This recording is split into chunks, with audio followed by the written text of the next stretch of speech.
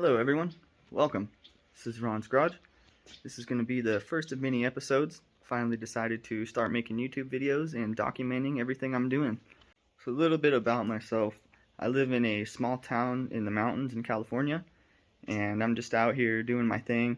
I have 4 Hondas right now that are projects, and then I have one as a daily driver. So if you like Honda content, you're definitely going to want to follow along. Anyways, I'm not too good at the whole intro stuff, so I'm just going to go ahead and jump right into it. Today, we're going to be working on my 1990 Integra, my tan car, and we're going to do the intake manifold gasket on it. Hopefully that clears up a lot of the idle issues that I'm having. I've been having idle issues for a long time, and I've been chasing it, and I'm thinking the last thing that I've narrowed it down to is the intake gasket, so I'm going to change that out today. Well, I guess I might as well give an introduction on the cars. That way everybody's up to date on the projects that I have and maybe some future projects that are coming up. Okay, so first off, the first car that we have is a 1992 Honda Civic hatchbacks. I think it is the CX version. It's actually my girlfriend's car. She wanted me to buy it for her and build it. It's been sitting for a little while. I haven't had a whole lot of time to get into it, but her time's coming.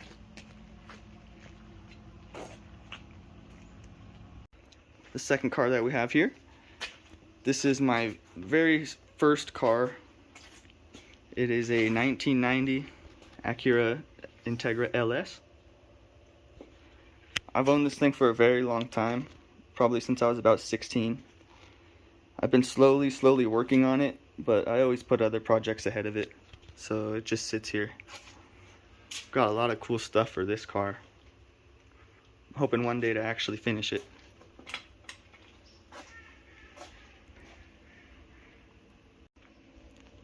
Here's car number 3, GSR swapped EJ Coupe. I've owned this one for about 4 years probably. It used to be white, but a while back I got it resprayed this blue. It's a really fun car. She definitely needs a lot of work right now. It's not running, so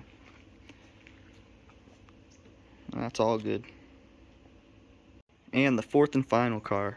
I'd say this car is probably the one I put the most time and effort into. This car's definitely come a very long way. And if you don't know me, I did every single little bit of work to this car. From the interior, to the paint, to the motor. Anyway, enough talking. I'm going to just go ahead and jump right into this thing and get the manifold gasket changed out.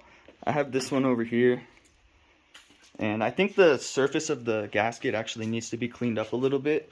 I'm wondering if that's maybe why I'm having an idle issue, because I honestly did replace the gasket about a year or so back, but I think that's actually when I started having my problems, so I'm going to go ahead and just pull it off and check it out.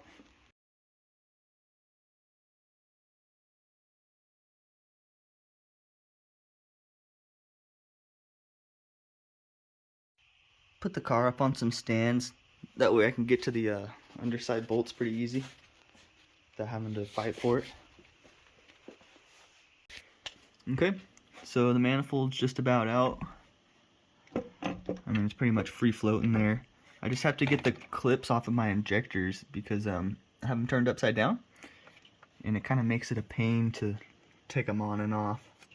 I think I'm actually gonna bring the harness back up above the manifold, and that way it's not like under the manifold and all tucked like that, just until I get a new harness. And then when I get a new harness, I'll route it better and stuff. Alright, got the manifold off.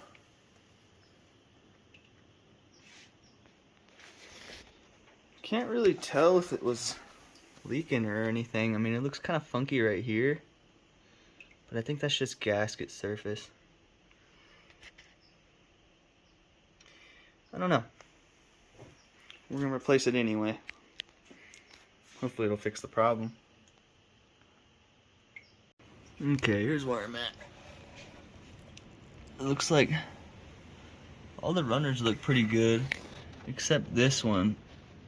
This one looked like it had a lot of carbon buildup in it. Some coolant got in there from when I was taking it off, but I don't think that was actually there. I still am I'm gonna vacuum it out or blow it out or something, get that out of there. Keep on trucking along. Okay, I got all that coolant out of the cylinder, or out of the head, whatever you want to call it. I think the next step I'm gonna do is take out these studs, and that way I could really clean the surface real nice, and it'll have a good bonding surface and whatnot. I think that's the move. I'll probably hit this with like some sandpaper or something as well. Get that all cleaned up.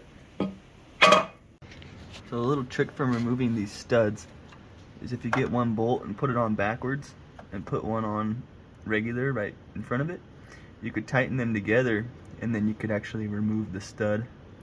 I'm sure a lot of people knew that, but just a little trick.